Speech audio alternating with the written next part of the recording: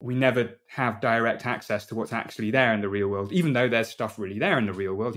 Buses exist whether or not you're looking at them, but that our perceptual content is always an active interpretation. It's always structured by a priori expectations encoded in the brain.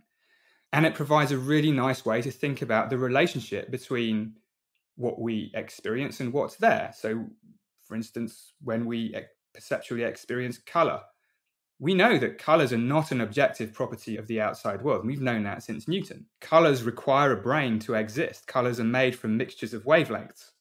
The artist Cézanne, I think, said color is the place where the brain and the universe meet. I think that's a lovely way of putting it. When we see a particular color, like I'm looking out of my window now and it's a sunny day, so I can see a blue sky in Brighton. In a sense, that's both more than what's really out there and less than what's really out there. It's less than because the cells in my retina are only sensitive to 3 wavelengths of the electromagnetic spectrum. So this is a thin slice of reality that is able to shape my perceptual experience.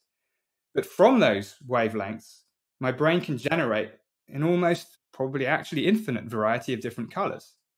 So that's more than what's actually out there.